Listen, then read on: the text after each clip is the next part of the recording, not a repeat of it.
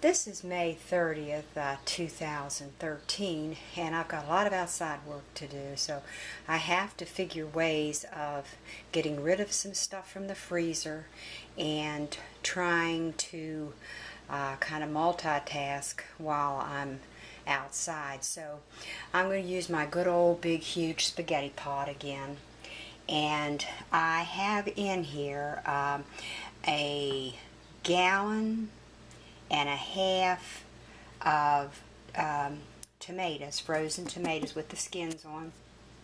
I have a quart of onions that's chopped up from the garden. That's the green onions with the stems. And I had to move along some green peppers. I have way too much green peppers in the freezer that's taking up too much room. So I want to make room for my berries now. That's very important. They're so expensive at the market. So I just threw in even the slices.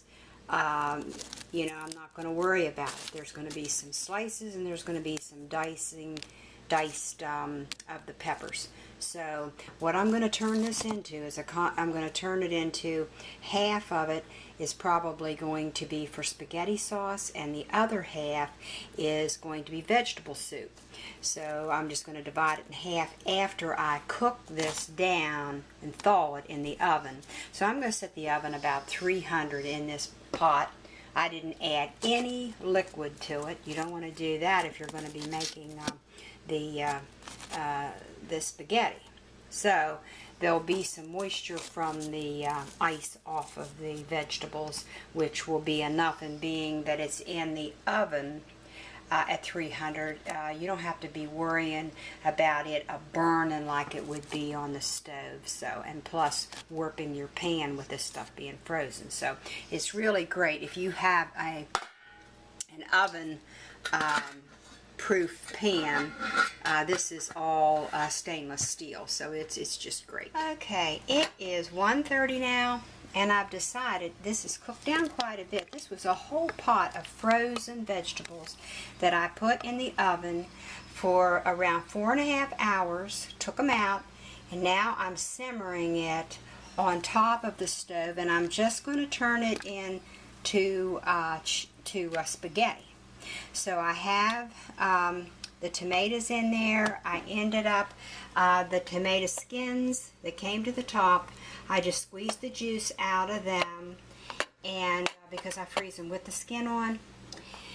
And I like celery and carrots, grated carrots in my spaghetti sauce. Basically it's just to add a little more nutrition, and I don't peel the carrots. I leave the peeling on the carrots, the skin on the carrots. And so what I did was, this is around 4 stalks of celery, and I just used some of this broth and spooned it into the bowl enough so that there'll be a little liquid to microwave it. So I microwaved the celery till it's just crisp tender. And then the grated carrots, I did the same thing in respect to the broth from the, you know, it's a little bit of tomato, basically tomato juice, added to it for some moisture while it's cooking. And I cooked them both on high.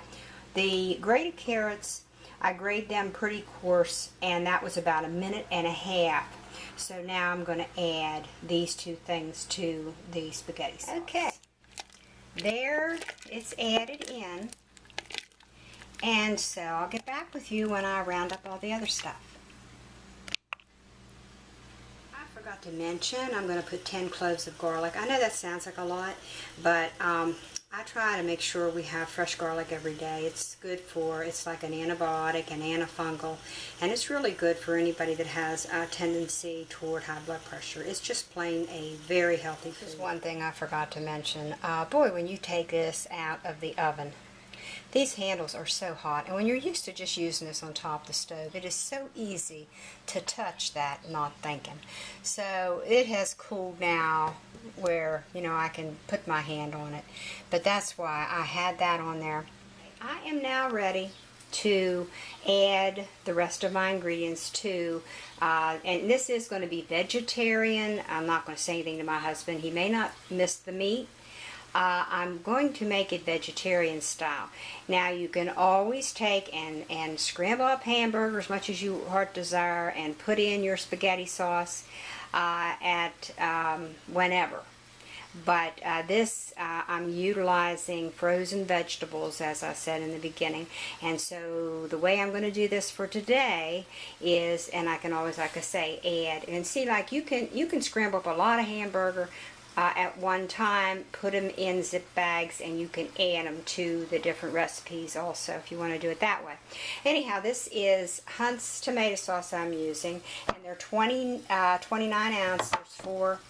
And I have my own tomato juice that I canned, and I use sea salt in it.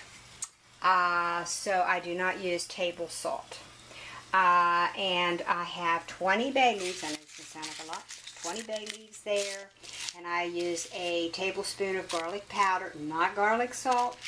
And I use a tablespoon of sea salt.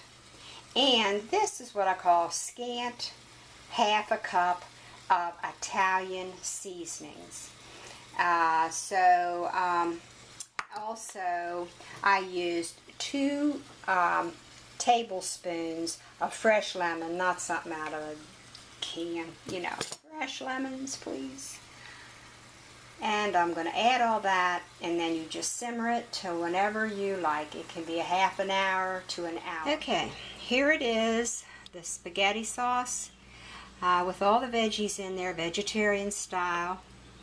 Like I say, you can always add the meat later. Has a lot of the bay leaves in. Some people might not want all that amount of bay leaves. You might want to just kind of cut down on all the spices, including the Italian seasoning. I go pretty heavy on a lot of spices, and you might not even want that many of the garlic cloves. Also, I just want to say, you have these little crusty bits of onion and whatever on the sides from having it in the oven at 300, but up here. But it's no big deal. It doesn't hurt anything. And there might be some tomato skins in there that you have to pick out. You can fine tune it as you stir. As you run into it, the tomato skins kind of come to the top. But if you don't have the garden tomatoes, and you don't have the garden green peppers, and the green onions, is no big deal. But if you have the tomatoes from the garden and the green peppers, oh, that's such an added bonus for a spaghetti sauce. And also if you make your own tomato juice, because boy oh boy, it tastes a world of difference compared to what you get in a can. I mean, what you get in a can doesn't even resemble what you can make when you grow your own tomatoes and make the tomato juice.